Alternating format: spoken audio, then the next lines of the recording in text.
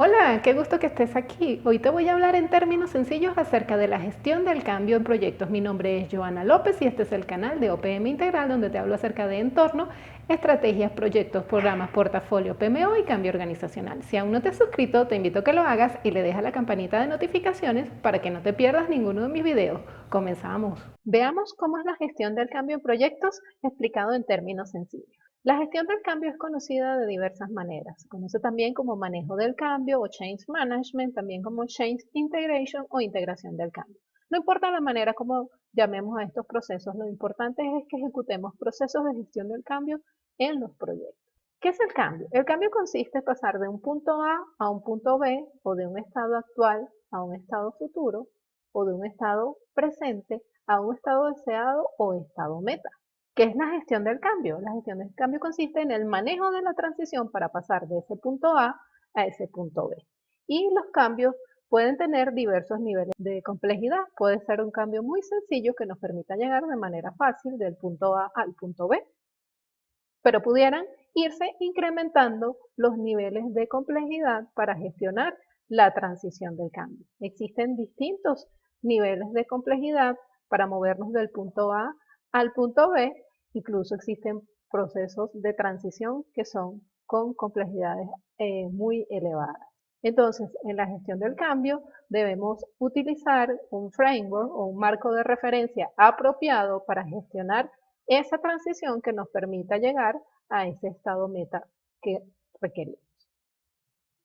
Es importante tener en cuenta que el cambio duele. Las personas normalmente están en su zona de confort y cuando se requiere un cambio, la forma de trabajar va a cambiar y va a requerir a lo mejor nuevas competencias o a las personas le da flojera o fastidio que se realice un cambio en la forma como ellos trabajan. Entonces, por de aquí la importancia de que gestionemos la transición en los procesos de cambio.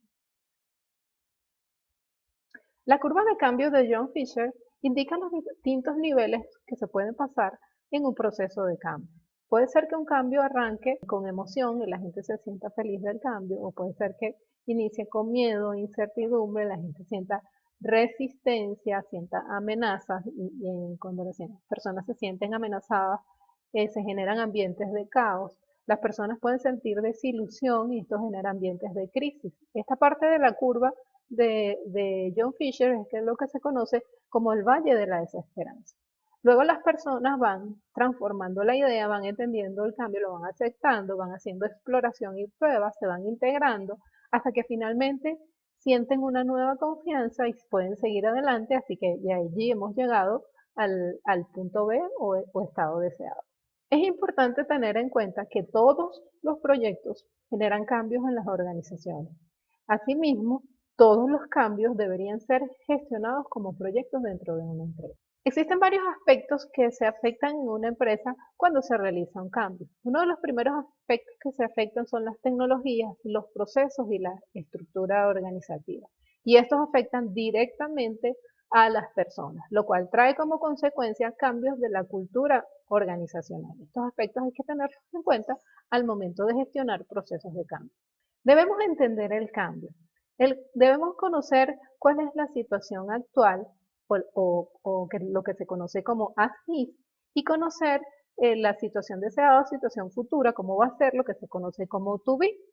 Debemos entender qué implica el cambio y en función de esto definir las estrategias adecuadas para gestionarlos y finalmente desarrollar un plan de acción que se conoce como el plan de gestión del cambio. ¿Cuáles son los tipos de estrategias que deberíamos definir en un proceso de cambio? Debería haber una estrategia comunicacional para saber qué mensaje vamos a hacerle llegar a las personas que van a estar siendo afectadas por el cambio que se va a realizar. También debe existir una estrategia de patrocinio. Debe haber un sponsor o patrocinador de la organización que acompañe este proceso de cambio, que sea una persona con credibilidad dentro de la organización que nos ayude a facilitar el cambio.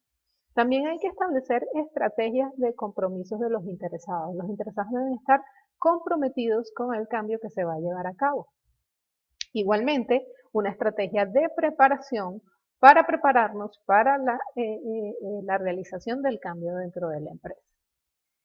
Se deben definir Estrategias de aprendizaje y desarrollo. Debemos capacitar a las personas en las nuevas competencias que van a requerir como consecuencia del cambio que se está llevando a cabo. Igualmente, tenemos que definir estrategias de medición y evaluación de los beneficios que nos va a traer el cambio que estamos ejecutando. Y finalmente hay que establecer estrategias de sostenibilidad del cambio, es decir, el cambio una vez que se ha ejecutado, el resultado de ese cambio debe permanecer dentro de la organización para garantizar que se logren los beneficios esperados. Existen diferentes frameworks o marcos de referencias para gestionar el cambio en los proyectos. Por ejemplo, se tiene el estándar de gestión del cambio de la Asociación de Profesionales de Gestión del Cambio, conocida como ACMP. También se tiene el Human Change Management Body of Knowledge, o HCMBOK, que es como un PMBOK, pero de gestión del cambio, del Human Change Management Institute. Se tiene la guía del PMI, del Project Management Institute, para manejar el cambio en las organizaciones. Y también están los marcos de referencias de Kotter y el de Proxy Actor. Es importante evaluar cuál framework vamos a utilizar para gestionar el cambio en los proyectos. A mí en lo particular me gustan mucho los 3 primeros frameworks, pero cada enfoque tiene aspectos interesantes que podríamos estar considerando. Y una combinación de estos marcos de referencia nos puede dar resultados muy apropiados para gestionar el cambio en la organización. ¿Quién debe gestionar el cambio? Como buena práctica debería existir en la organización una oficina de gestión del cambio, Change Management Office. Pero en la mayoría de los casos las empresas no cuentan con una oficina de gestión del cambio. Entonces la responsabilidad debería recaer sobre la oficina de gestión de proyectos o Project Management Office, conocida como PMO. Si no existe tampoco una PMO dentro de la organización, entonces el Project Manager debe tener la responsabilidad de gestionar el cambio en sus proyectos. Es importante tener en cuenta que los proyectos ocasionan cambios en la organización y estos cambios producen valor. Los proyectos se ejecutan porque atienden a las estrategias de la empresa. Por ello, deben generar valor a la organización. La suma de todos los proyectos van a llevar a la organización del estado actual al estado futuro deseado. Es importante tener en cuenta que en los principios que va a contener el PMBOK en su 7ª edición, establece como obligatorio el principio de gestión del cambio. En las tarjetas te dejo un video donde te explico todos los cambios del PMBOK en su 7ª edición.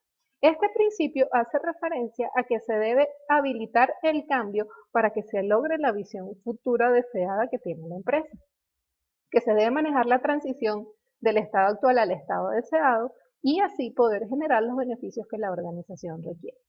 También señala que se deben preparar a las personas que van a ser impactadas con el cambio para que se adapten de manera positiva a los nuevos procesos.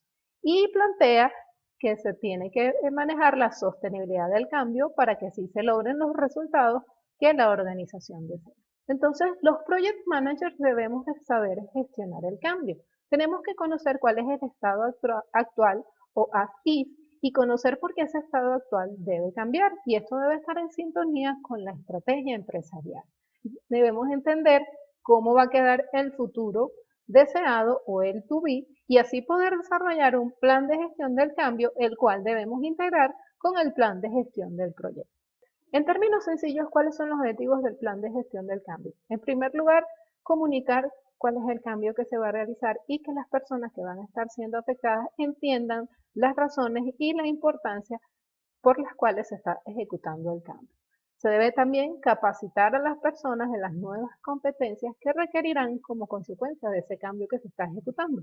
Debemos convencerlos, disuadirlos para que acepten el cambio, generar un ambiente de confianza, sentir que los estamos acompañando. En ningún momento debemos imponer el cambio, debemos hacerles ver que todo va a estar bien y llevarlos de la mano durante todo ese proceso de transición para que así la aceptación del cambio sea de la mejor manera posible. Como conclusión, podemos decir que la gestión del cambio es la suma de la gestión de la transición más garantizar que la sostenibilidad de ese cambio que estamos ejecutando en el futuro para lograr así los beneficios que la empresa desea. Si te ha gustado este video, apóyame con un like o déjame un comentario. Si aún no te has suscrito, te invito a que lo hagas y le dejes la campanita de notificaciones para que no te pierdas ninguno de mis videos. Nos vemos en el siguiente video.